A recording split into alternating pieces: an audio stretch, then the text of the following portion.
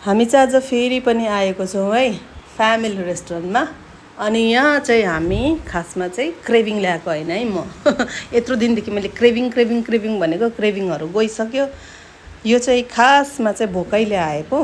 अन्त किन भोकै भन्दाखेरि चाहिँ हामीले मर्निङमा खालि रोटी र चाना खाएको बाहेक हामी केही खाएको थिएनौँ। अनि म चाहिँ गएको थिएँ चर्च, प्र्याक्टिस थियो आज। एकदमै 4.5 घन्टा लगातार गीत गाउनु। अनि हस्बेन्ड चाहिँ जानुभएको थियो अफिस। उहाँ पनि बिचारा बिहानदेखि खटेकै बिहान चाना र रोटी खाएको मात्रै हो। अनि त्यसले गर्दाखेरि चाहिँ मलाई उहाँ ल्याउनु आउनुभयो चर्चमा बेलुका। अनि आएर सिधै यहाँ पसेर चाहिँ खाँदैछु मेरो फरेभर फेभरेट चिकन थुक्पा। अनि यो खाँदै गर्दा चाहिँ हाम्रो चर्चको नानीहरूलाई पनि हामीसँग प्र्याक्टिस गरेको थियो यिनीहरूले लिएर उहाँको प्यारेन्टहरू यसरी आउनुभयो। अनि चाहिँ उनीहरू भित्र बसेको थियो, हामी चाहिँ एकदमै बाहिर बसेर गरमले बसेर खाँदैछौँ।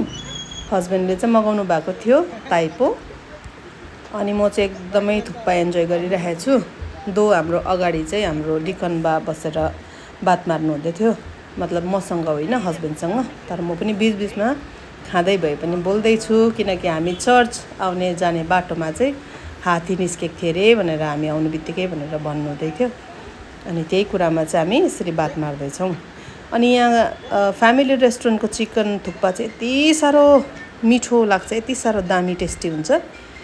अनि मेरै थुक्पामा पनि भक्कु चिकन थियो, तर पनि हस्बेन्डले चाहिँ यसरी उहाँको ताइपोमा भएको चिकनको किमा पनि मलाई दिइराख्नु भएको छ, किनकि उहाँलाई थाहा छ म चाहिँ कति ठुलो नन भेजिटेरियन हो। अनि उहाँले चाहिँ खालि बोक्रा खाँदै बिचारा दामी भनिराख्नु भएको छ है। सन्तोकी हुनुहुन्छ हस्बेन्ड चाहिँ। अनि उहाँको फोटो खिचेर मैले चाहिँ नानीलाई पठाइदिँदैछु दामी चाहिँ भनेर।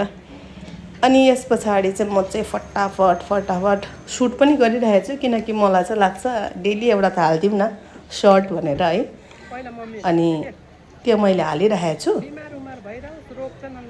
अनि आज भने हामी फेरि बाहिर जान्छौँ।